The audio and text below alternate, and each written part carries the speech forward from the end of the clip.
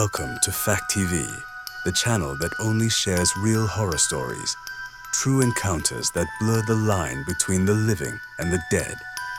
Here, every shadow has a history, every whisper hides a truth, and every story has been lived by someone who still remembers the terror. Horror isn't just blood and screams, it's the silence of an empty room that won't stay empty. The laughter of a child when no one is laughing. The sound of footsteps on stairs when everyone is asleep. And this is the story of the haunting of the Sha family. It was October 2003 when Jaime and Ben Sha began their search for a bigger home. With 3 kids, Tori, the eldest at 10, little Bridger at 5, and baby Jackson just 8 months old, they dreamed of a place with land, history, and enough space for their growing family. Jaime had always loved old homes, the kind that groaned with history. Colonial-style porches, creaking wood beams, big trees wrapped in centuries of silence. When she heard of a historical house in her hometown of Lamar, Arkansas, her heart was hooked. It wasn't officially on the market yet, but she got first dibs. And when she saw it, sprawling land, massive trees, old outbuildings, she fell in love instantly. The house itself was older than memory, parts of it dating back to the late 1700s. Etched into fireplaces were dates. One read 1811, another older still, carved by hand into stone. This wasn't just a house. It was practically a relic of America's birth. But relics often carry more than history. They carry the dead. When Jaime and Ben did their walkthrough, they found charm everywhere. 4 fireplaces, wooden floors, character in every wall. But upstairs, in the last bedroom, the charm died. The fireplace was boarded up, spray-painted with a giant black pentagram. Melted candle stubs scattered the floor, and in dripping black paint, a name was scrawled. A boy's full name. Someone who had once died there. It looked like a seance frozen in time, a mockery of fire and faith. Jaime shrugged it off. "Kids sneaking in," she said. But something deep in her stomach twisted. The boards didn't look like vandalism. They looked like a warning. Still, the price was unbeatable. The land perfect. And dreams louder than doubts. They bought the house. The Sha family moved in quickly, slipping into the chaos of work, school, and parenting. Ben worked nights as a nurse and studied theater during the day, while Jaime juggled the kids with the help of a family friend named Desta. Life settled into routine. But the house had other plans.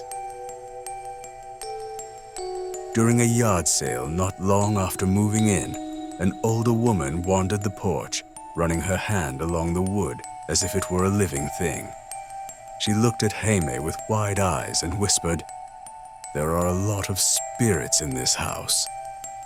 So many. Watching." Jaime forced a smile, but her blood went cold.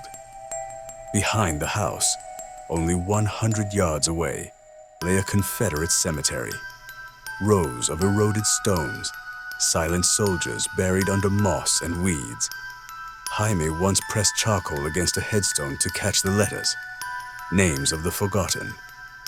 But she wondered, had they really been forgotten? Or were they still walking?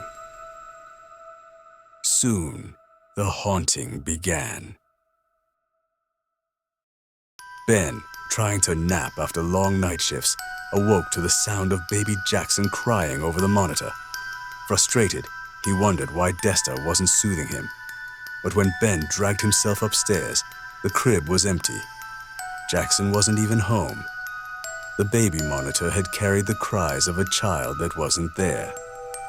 Their middle son, Bridger, started waking at night, creeping into their bed, too scared to sleep in his room. He whispered of voices, a bunch of people talking all at once. I can't understand them. Jaime tried to calm him. Old houses make noises. Maybe neighbors, maybe dreams, but she knew better. The house was never quiet.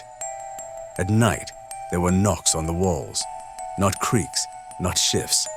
Knocks, first one, then two, then three, always behind their heads, as if fists pounded from inside the walls. One evening, Jaime went to Walmart. At the door, the greeter stopped her.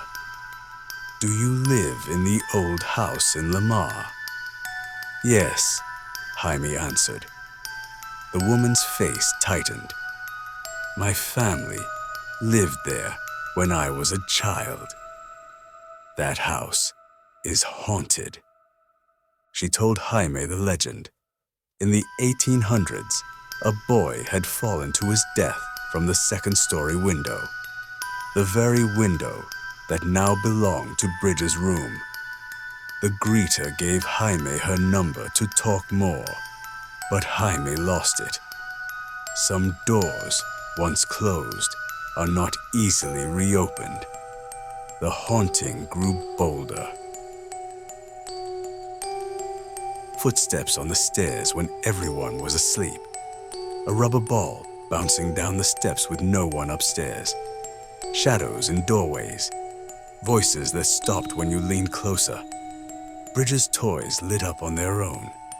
Lights refused to stay on in the hallway near the pentagram room. Bulbs burnt out instantly, even when electricians found no issue. They replaced them with touch lamps. Batteries drained in hours. The house was feeding on them. Then came the night that broke Jaime. She and Ben sat at the computer side by side when Bridger wandered downstairs, his eyes glazed, his feet dragged. Jaime whispered, "Are you sleepwalking?" Bridger stopped in front of her, face blank. Then he began laughing. Not his laugh, not a child's laugh. A low, twisted, broken laugh that scraped the air like claws. He leaned close to Jaime's face, cackling. She shook him, panicked, whispering his name. At that moment, the family dog bolted up the stairs, barking ferociously. It leapt onto Bridger's bed, snarling at the corner as though pinning down an unseen intruder. When they rushed upstairs, the leash that had been hung on the wall was lying in the middle of the steps. Something had taken it down. Jaime whispered to herself, "My son was possessed." The family spiraled into exhaustion. Knocks, whispers, footsteps, shadows, balls rolling, toys activating. Their children were afraid, sleepless. Jaime wrote about her experiences in the local paper. That caught the attention of the Central Arkansas Society for Paranormal Research. When the investigators arrived, psychics Angela and Violet walked into Bridger's room and froze. "It's like a sea of people," Violet whispered. She could feel a crowd of spirits, all talking at once, exactly as Bridger described. Research revealed the property had once been a stagecoach stop, a speakeasy, and even a county jail. So many lives, so many deaths, so many trapped voices. They brought out a Ouija board. It spelled the name S-E-T-H. When asked when Seth lived, the planchette slid, "Never."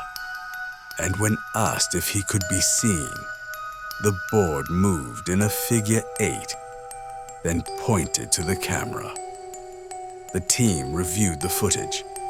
On screen, a figure formed in the hallway, tall, formless, transparent, a head, a torso, then gone. The air dropped ice cold. The house felt evil. Jaime whispered, "They made it worse." Not long after, tragedy struck. Driving home with the children, Jaime swerved to avoid a construction barrel. The minivan flipped, rolling over and over. Glass shattered. Screams filled the air. When the wreck stopped, Jaime crawled out, bleeding, disoriented. Bridger and Jackson hung upside down in their car seats, alive. But Tori was gone.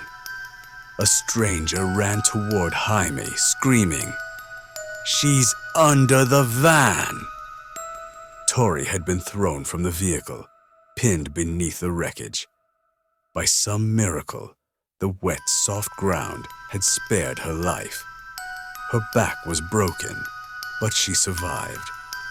The same day, Ben reported seeing the hem of a Victorian gown vanish up the stairs, and Jaime saw a shadow in the upstairs window. The haunting was not just in the house, it was in their lives.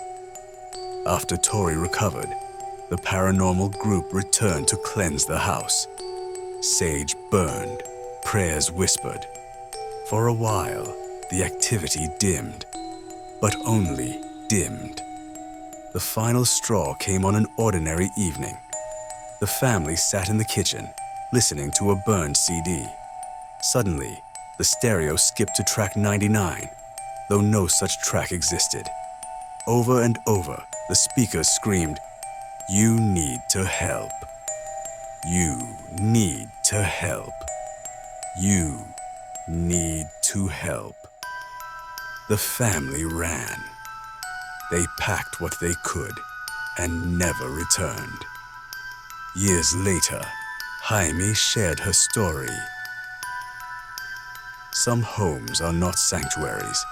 Some homes are prisons for the dead. And the Sha family's home was never empty. If you dare to hear more true stories of the paranormal, subscribe to Fact TV, where every home might hide a secret and every shadow might be watching you.